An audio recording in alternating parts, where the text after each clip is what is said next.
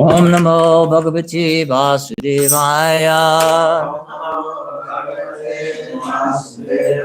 Om Namo Bhagavate Vasudevaya.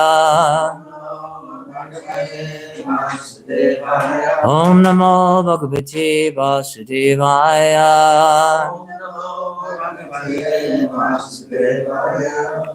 Before reciting the Srimad Bhagavatam, which are very means of conquest, we should first offer respectful obeisances unto the personality of Godhead, Lord Narayan, unto Narayan Rishi, supermost human being, unto Mother Saraswati, the goddess of learning, Srila Vyasadeva, the author.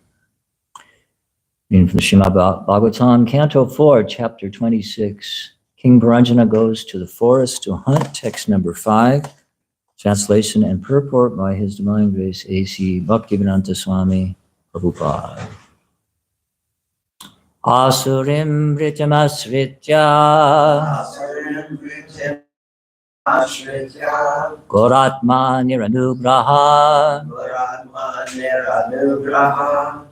Nyahanam Nishitayar Banair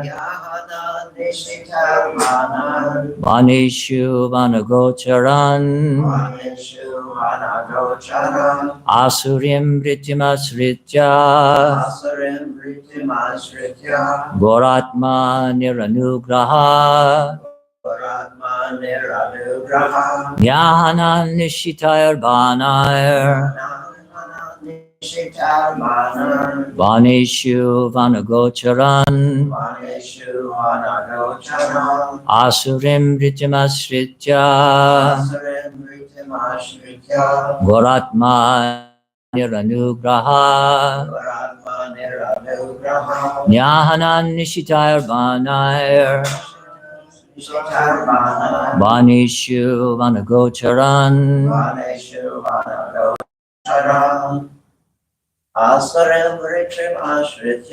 Asaram Vritimasritya Goratma Niranugraha Nyahanan Nishitayar Banair Vanishu Vanagocharan Asaram Vritimasritya Goratma Niranugraha Nyahanan Nishitayar Banair Vanishu Vanagocharan. Word meanings: Asurim, demoniac; Vritim, occupation; Asritya, taking shelter of; Gora, horrible; Atma, consciousness; heart; Niranugraha, without mercy; Nyahanat, killed; Nishitai, by sharp; Banai, arrows; Vaneshu, in the forests; Vanagocharan, the forest animals. Translation: At that time, King Paranjana, who was very much influenced by demoniac propensities. At that time, King Paranjana was very much influenced by demoniac propensities. Because of this, his heart became very hard and merciless, and with sharp arrows he killed many innocent animals in the forest, taking no consideration. Srila Prabhupada's purport. When a man becomes too proud of his material position, he tries to enjoy his senses in an unrestricted way, being influenced by the modes of passion and ignorance. He is thus described as asuric or demoniac. When people are demoniac in spirit, they are not merciful toward the poor animals. Consequently, they maintain various animal slaughterhouses. This is technically called Shuna or Himsa, which means the killing of living beings. In Kali Yuga, due to the increase of the modes of passion and ignorance, almost all men are asuric or demoniac. Therefore, they are very much fond of eating flesh, and for this end, they maintain various kinds of animal slaughterhouses. In this age of Kali, the propensity for mercy is almost nil. Consequently, there is always fighting and wars between men and nations. Men do not understand that because they unrestrictedly kill so many animals, they also must be slaughtered like animals in big wars. This is very much evident in the Western countries. In the West, slaughterhouses are maintained without restriction, and therefore every 5th or 10th year there is a big war in which countless people are slaughtered even more cruelly than the animals. Sometimes during war, soldiers keep their enemies in concentration camps and kill them in very cruel ways. These are reactions brought about by unrestricted animal killing in the slaughterhouse and by hunters in the forest. Proud, demoniac persons do not know the law of nature or the laws of God. Consequently, they unrestrictedly kill poor animals, not caring for them at all. In the Krishna consciousness movement, animal killing is completely prohibited. One is not accepted as a bona fide student in this movement unless he promises to follow the 4 regulative principles: no animal killing, no intoxication, no illicit sex, and no gambling. This Krishna consciousness movement is the only means by which the sinful activities of men in this Kali Yuga can be counteracted. Srila Prabhupada ki jai. Om Jnana-timirandasya Gyananjana Salakaya Chakshurunmilitam Jena Tasmai Shri Gurave Namaha. Nama Om Vishnu Padaya Krishna Pristaya Bhutale Srimate Bhaktivedanta Swami Nityanamane Namaste Saraswati Deve Gauravani Pracharane Dirvishesha Shanyavadi Ashtata Deshatarane Panchakalpa Durubhyascha Kripa Sindhu Bhyevacha Patitanam Bhavanebhyo Vaishnavebhyo Namo Namaha. And continuing our analysis of our predicament in the material world and through the lens of King Paranjana. Last week when we spoke, there was a verse that talked about how one who surrenders to Krishna overcomes all the obstacles in the conditional life. So here, it's the asuric tendency that is being described, King Paranjana, taking shelter of this demoniac, asurim ritam ashritya. Krishna in the Bhagavad Gita says, namam daskritina mura prabhadyante naradama mayaya parita jnana asurim bhavam ashrita. Those miscreants who are grossly foolish, lowest among mankind, whose knowledge is stolen by illusion, and who partake in the atheistic nature of demons, do not surrender to me. Now, this is the, moving in the opposite direction. The demoniac, and in Bhagavad Gita in the 16th chapter, there's a whole chapter entitled The Divine and Demoniac Natures. And the first 3 verses are talking about the divine qualities. And then beginning in text 4 begins to describe the asuric qualities. And the very first quality is damba, pride. So this is the Prabhupada opens the purport. When a man becomes too proud of his material position, he tries to enjoy his senses in an unrestricted way. So in Sanskrit, the word for pride is mada. Mada means mad. And the 6 enemies of the mind, kama, krodha, lobha, moha, mada, and matsarya, lust, anger, greed, illusion, pride, or madness, and envy. So this word mada, or madness, once devotees were chanting, the Gurukul students in Dallas, where they had memorized like a whole chapter of Bhagavad Gita, or maybe even more than that, and they were chanting for the pleasure of Prabhupada. And Prabhupada was very pleased, but he said, do they know the meaning of it though? They're chanting the shloka, but do they know the meaning? So it's helpful to enter into a more conscious awareness when we know the meaning of some of these words. So this word mada, we get the word ma, which means false ego. And we get nama, namaha. Na means not, and ma means false ego. So when we offer obeisances, we're saying nama. We're humbling ourselves, no false ego. We're submitting ourselves to the lotus feet of the spiritual master, the Lord. And the word pranam, pranama, same idea. So this madness or this pride, it's what blocks the mercy of Krishna. Now, also in this verse, the word, if you look at the word for word, can we slide it down to the word for words?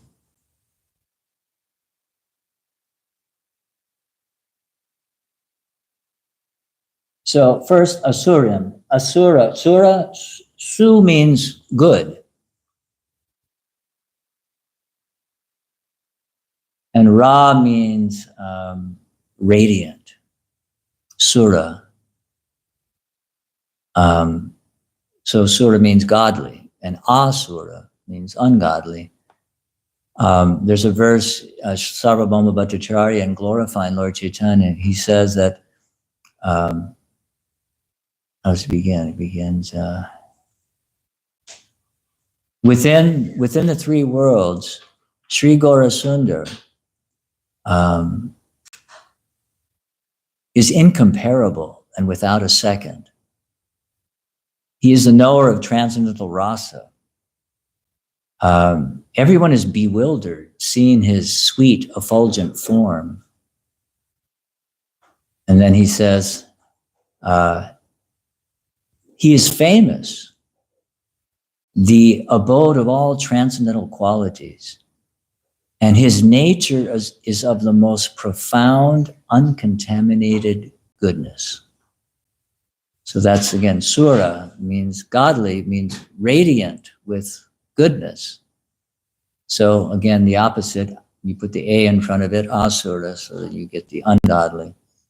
And then, so then it's taking shelter, but then nir anugraha, without mercy. So anugraha, graha sounds like the actual word. Graha means to grasp. And anu means together. And so graha, this grasping, it can also mean to embrace. So this word it's near anugraha, without mercy. So anugraha, what do you do when you're trying to comfort someone who's in distress? You give them an embrace. You know? Another Sanskrit word for mercy is anukampan. And in the morning prayers to the spiritual master, the second one, Mahaprabhu, Kirtana Nirjagita, Aditramadyan Manaso Rasena, Romancha Kampashru. So the spiritual master is always in ecstasy, tears, glorifying the Lord. Ashru, there's tears, and then there's kampa, which means trembling or shivering. It's ecstatic symptoms. So anukampa is another name for mercy. Kampa means trembling. So when people are very fearful, we say sometimes they're trembling in fear.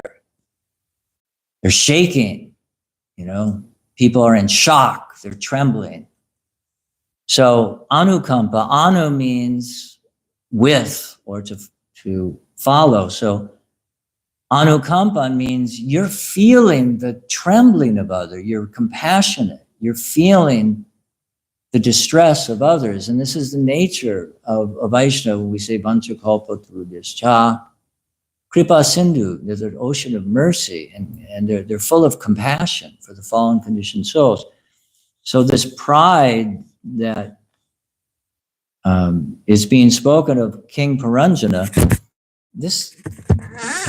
it manifests in lack of mercy, because when one is proud, they're trying to usurp Krishna's position. Prabhupada said one time, he said, I never tried to take Krishna's position, never tried to be competitor to God. So this is the demoniac nature, is that they want to kick God out of the picture and place themselves in the center to be the enjoyer. And that's, Prabhupada says, due to the influence of the modes of passion and ignorance. So Queen Kunti, we spoke of Mada, pride. Queen Kunti uses that same word. She says, Janmaishvarya Shruta Shribir Edamana Mada Pumam. That when one is intoxicated, Mada, mad, becomes intoxicated by Janmaishvarya, the born with wealth, Janmaishvarya Shruta, good education, Shribir, beauty. One becomes proud. And then it's very difficult to call out sincerely the holy name of the Lord, which is the actual solution to the whole problem. The whole problem of, Kali Yuga, all this demoniac tendencies, we have to go to the root of the problem. The root of the problem is our envy of Krishna. And Rupa Goswami describes that, how's the verse go? Syat Krishna nama charitadi sitapta vidya pitopatapta rasanasya narojikanu kanfadarad anudinam karo shaiva drishta svadvikramad bhavatitad gana mula Mantri. Mula means root, like on the deity worship, you have mula mantras. The root. And Hantri means destroy. So Rupa Goswami says that the holy name, form, quality, and pastimes of the Lord, they're very sweet like sugar candy, but for someone who's afflicted by the jaundice of ignorance, tastes very bitter. And then he says, but it's so wonderful that if someone simply very carefully chants the holy name every day, then that jaundice-like condition will become cured, and the disease of avidya, ignorance, will be uprooted.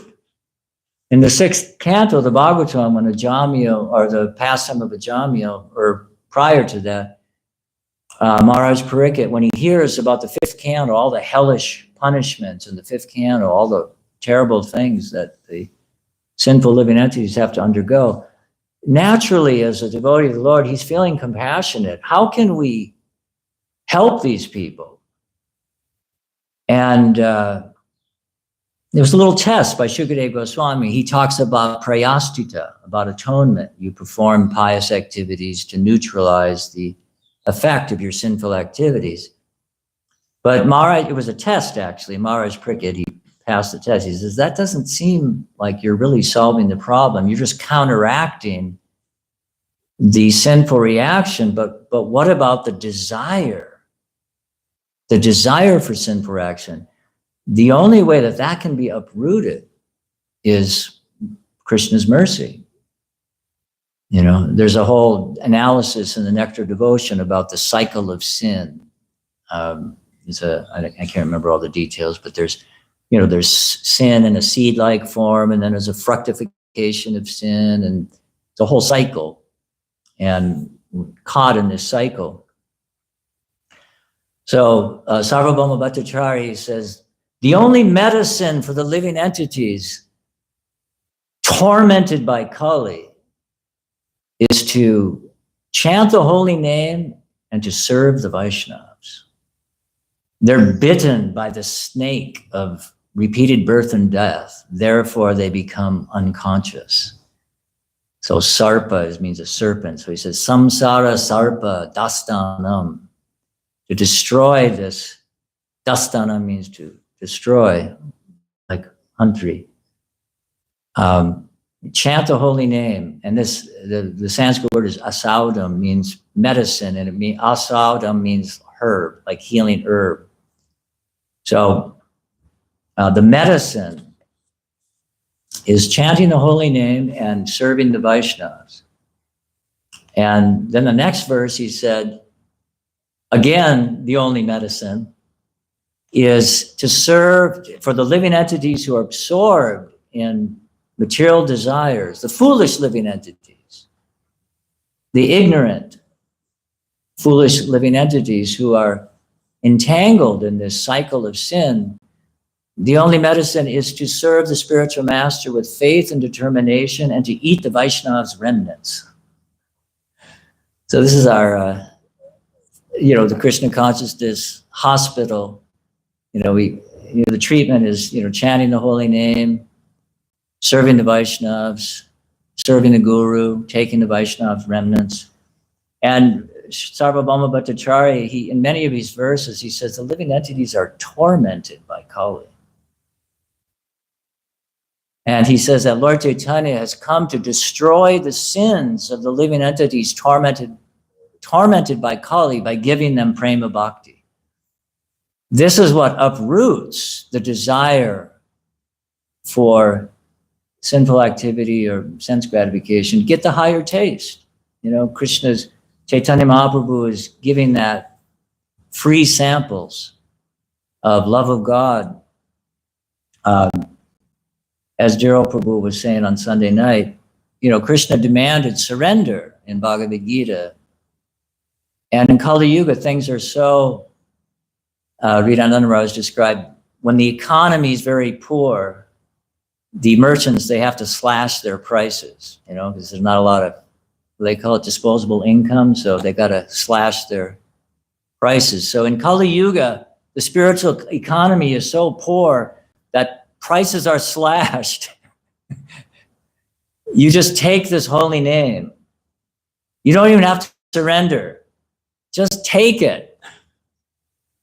And then once you get a taste, then you have to maybe make a few more steps forward.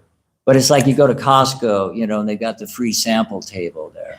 They're trying to induce you to buy the case of whatever it is, but they give you a free sample. So Chaitanya Mahaprabhu is giving a free sample of Krishna Prema.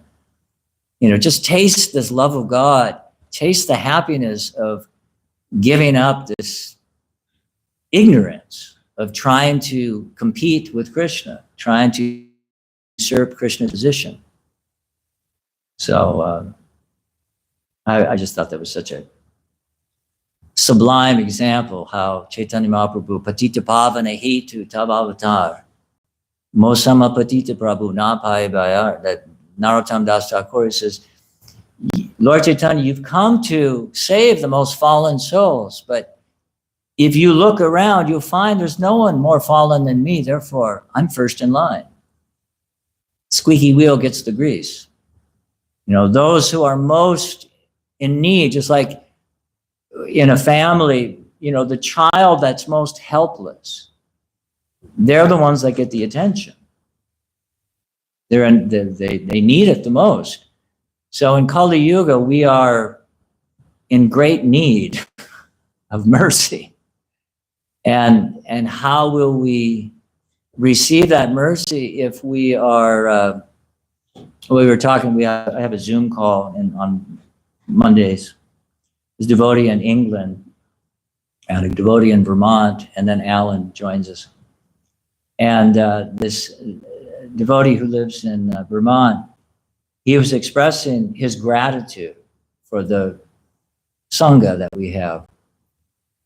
And I could see how, and he's actually going to Mayapur this year, soon actually, he's been on the 20th. And I was telling him, because you're sincere, Krishna's opening up like a huge opportunity. You get to go to the Holy Dham. And he asked me, how should I prepare, to go to the Holy Dham. And I mentioned a few things, and then yesterday when we were talking, I thought about how Prabhupada said, what was his success formula? I can't remember the exact circumstance. There was somebody speaking with Prabhupada about, like, what's your secret? Like, how did you do it? You know, how did you spread Krishna consciousness all over the world? And Prabhupada said, I have the secret. It's Trinada Pisanichena, Tadari Vaseshana, Manina, Manadina, Kirtaniya, Sadahari. So I told this devotee, I said, learn that verse. Because Krishnadas Kaviraj said, you take that verse, you string that verse on the thread of the holy name, and you wear it constantly. That, and Radhanath Maharaj, he said, gratitude is the womb from which humility takes birth. Without a grateful heart, it's very difficult to call out for Krishna's mercy. And we think there's this, they talk a lot about entitlements, you know, like this generation, it's always the older people, even young people feel like they're so entitled. You know? So gratitude, everything is a gift. You know, Krishna's just the sun. Without the sun, we're finished. You know, how conscious are we, you know, of that, the gift of the sun? And Krishna says and the Brahma Samhita says the sun is the eye of the Lord.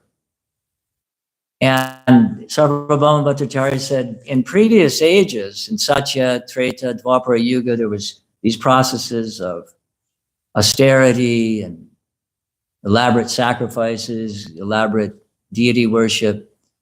But in Kali Yuga, people are delivered by chanting the holy name and by the merciful glance of Lord Chaitanya. So the merciful glance, so the sun, Prabhupada said, there'll be a day when you will feel the sun to be like your lover's embrace.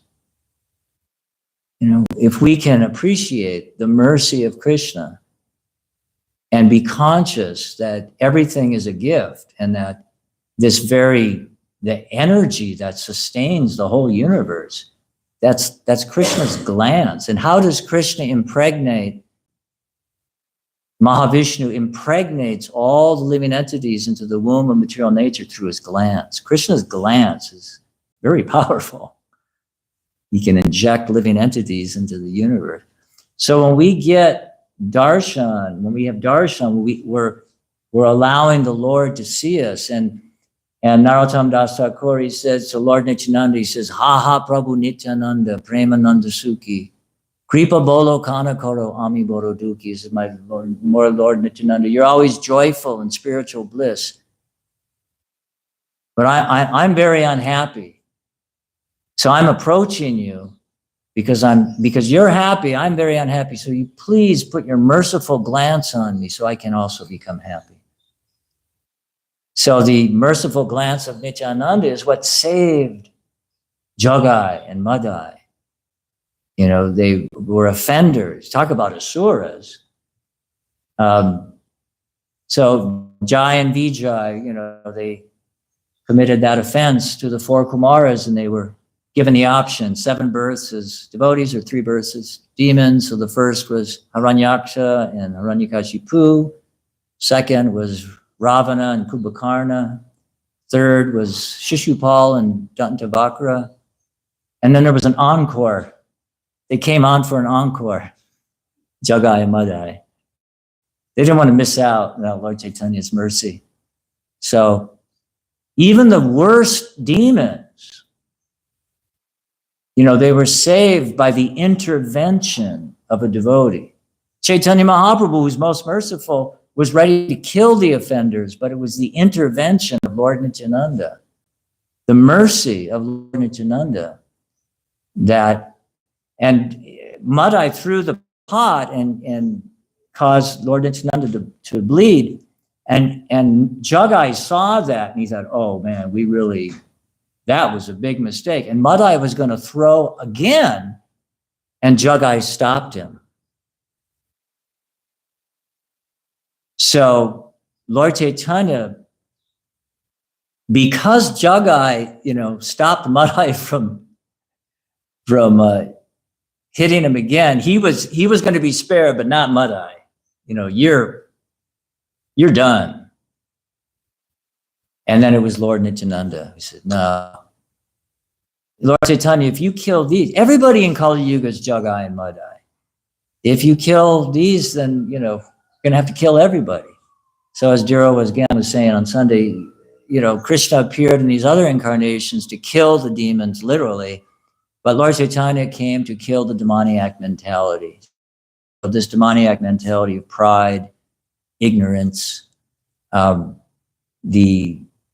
shining light, the radiant light of the holy name. Bhaktivinoda Thakur said, it's like when the holy name, the sun of the holy name rises in the sky of the heart, it just dispels all this darkness.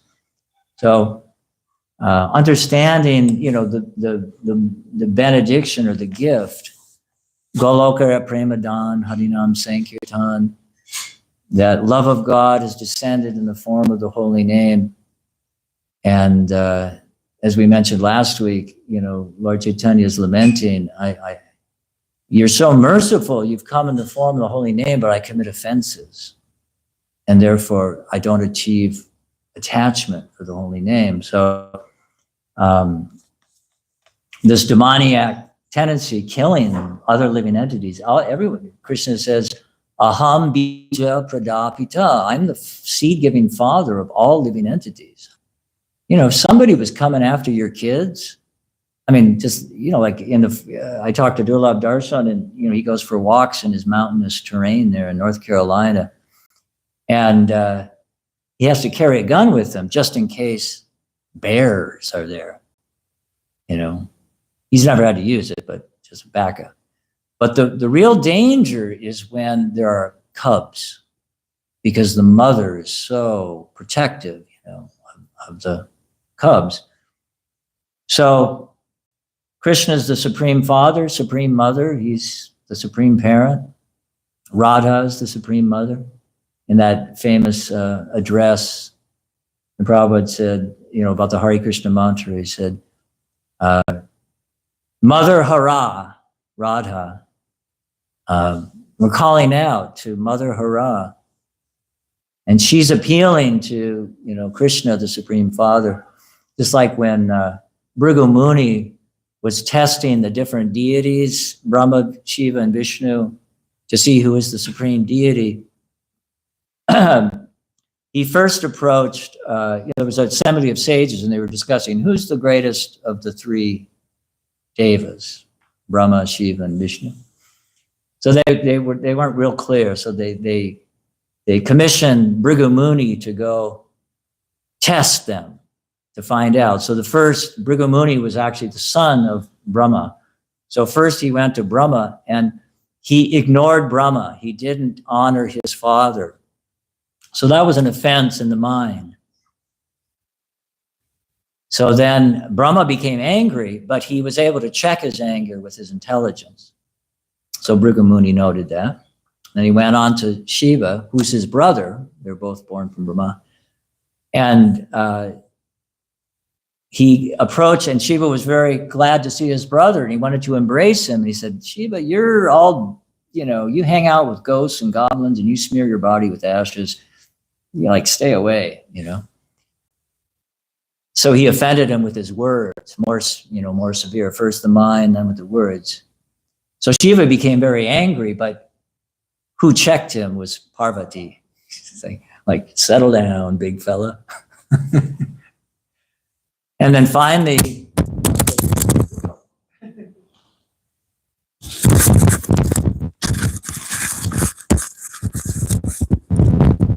he approaches Vishnu, and he kicks him in the chest. And how does Vishnu's, the maintainer, mode of goodness. So how did he respond? Oh, my dear Brahmin, your feet are so soft, you know, and my chest is so hard. Did you hurt your foot? You know? So that was the most severe offense, the corporal offense. So then they could understand Vishnu Supreme, you know. So I was listening to Prabhupada on Sunday. They in Los Angeles, they for Bhagavatam class, they play a tape of or lecture of Prabhupada, and Prabhupada was talking about he teaches about Krunika, the qualities of a sadhu. They're tolerant, they're merciful, they're friendly to all living entities. And he started talking about Jesus. And he said the ideal sadhu, he was being tortured, you know, crucified, and he didn't protest. And not only that, he was tolerant, but he was merciful. He said, forgive them, Father, they don't know what they're doing. So, and they're friendly to all living entities. Sudridas Avidayanam, Krishna in the 12th chapter, there's a whole string of verses that talks about how we become dear to the Lord. And the very first being is someone who's a kind friend to all living entities. So even the demons, we can't judge a book by its cover. Because everybody ultimately, Nityasiddha Krishna Prema Satyakabunoi, every living entity has love of God within their heart. Even the worst demon has love of God within their heart.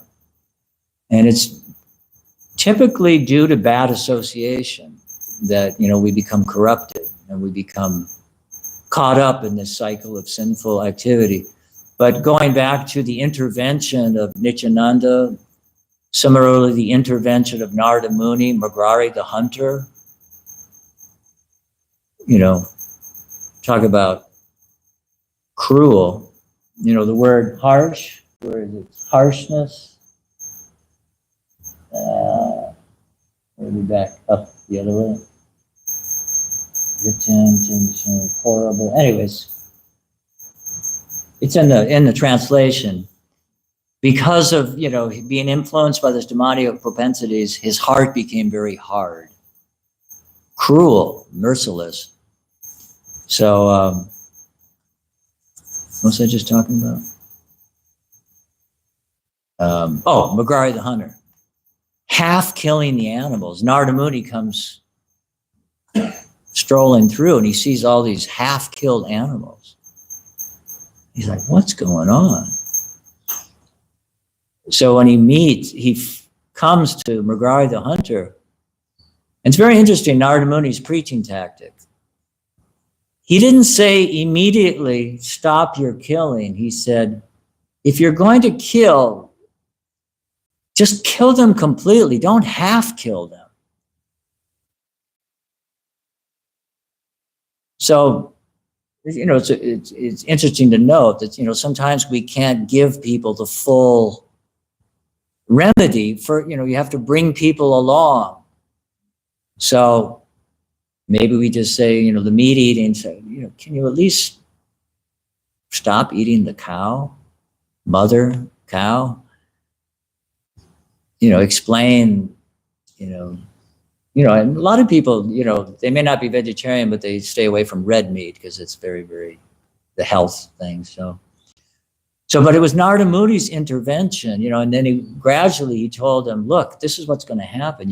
After he told him, kill them all the way. But even then, he said, he gave him some kind of mystical vision of the reaction that he was going to get. All these animals were going to be killing him.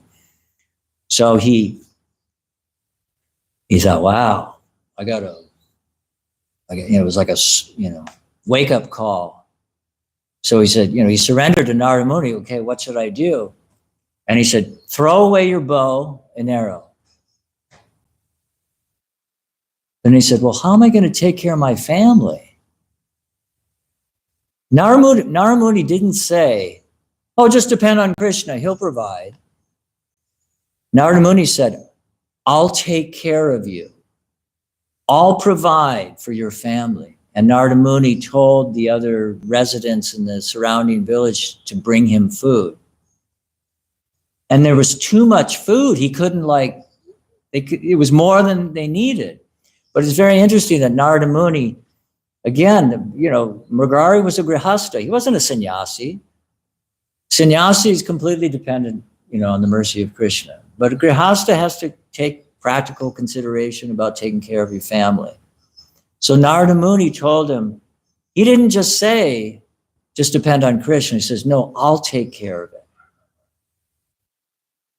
And the mercy of the Lord comes through the mercy of the devotee.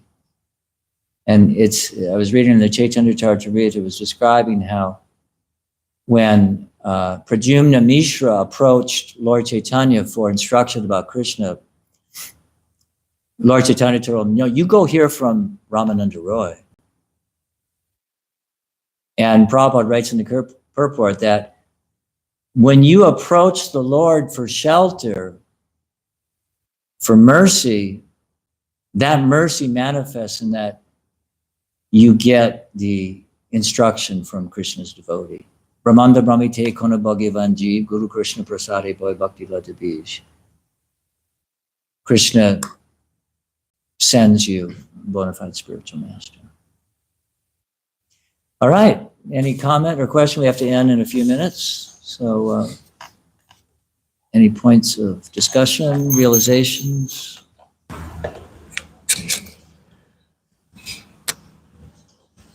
How about you, Gauranga Prema? You were taking notes there. Yeah, that's I just really like how you start breaking down the different wordings like Namaha. Yeah, I just really liked how you started breaking down like a lot of the different words to like really change and give like a different perspective, like you did with Namaha and Asura as well as Anugraha. And then just going into the different things you did, like chant the holy name and serve the devotees and eat the remnants, overcome the torments of Kali. I guess one question I would have is, in what writing did Sarvabhauma Bhattacharya write that? It's called the Sarvabhauma Shataka. It's 100 prayers to Lord Chaitanya after Lord Chaitanya revealed himself in that Sadbhuja form. Do we have that? Yeah, right here. Sadbhuja form. Lord Chaitanya revealed that to Sarvabhauma Bhattacharya, and he offered these 100 prayers. Yes, Prabhu. Thank you for your synopsis and your question. Just to add a little bit to that pastime of Mrigari, Narada says to him, don't worry, I will send everything. And then Chaitanya Charitamrita says, when the villagers heard that the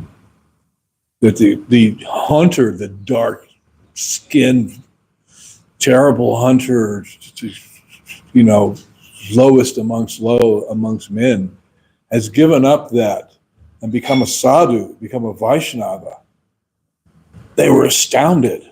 So they started bringing offerings of their own accord because they're all pious people. And then it started piling up. There was too much. And then when Narada Muni, he brought his friend, what's his name? Parvat Muni with him. Yeah. So this is my disciple, the hunter, who's given up being a hunter, is now a devotee. And then, so Narada asked him, how's everything going? He said, Guru Maharaj, you said you would send everything for our maintenance, but you are sending too much. Because the villagers were astounded and their hearts opened up and they were bringing everything. He said, can you kindly send less? This is too much. We don't know what to do with it all. It's piling up big stocks of, grains and yogurt and ghee and vegetables. Thank you. Also, Mrigari, he was, when Parvat Muni and Narada Muni were approaching him, Mrigari was like stumbling. He was careful to not step on the ants. And it's also like he was previously a hunter, and now he won't even kill an ant. So yeah, that they were brushing him away with his claw. Yeah. Lightly. Yeah. Parvat Muni was like, wow, look at that. And who was it? Who was carrying Maharaj Rahugana? Was it Jad Bharata? And he was doing the same thing. They were carrying the palanquin, and he was trying to avoid stepping on the ants and so again, don't judge a book by its cover. Judd Bharati, he looked like, I gave some, because Vaisheshika Prabhu was talking about, distributing prasadam, lollipop prasadam on book distribution. So Prabhupada said, what's the problem? It's just sugar. We can offer it to the deity and offer, the candy. So I had these butterscotch candies. And, there's a lot of homeless people downtown, well, all over the place. But, I'm riding the buses and stuff. So I thought, let me give them some prasadam, So there was a homeless lady who was sleeping on the park bench near my apartment, and I kind of roused her up and I said, butterscotch candy? And she goes, I love butterscotch. And I handed her and she said, God bless you. And I thought, when Jesus says, whatever you do for the least of me, you do for me, so people are suffering, all over the place. It's an ocean of tears, so just to give, Prabhupada said, if you at all appreciate, what I've done for you, then try to give it to others. Srimad Bhagavatam ki.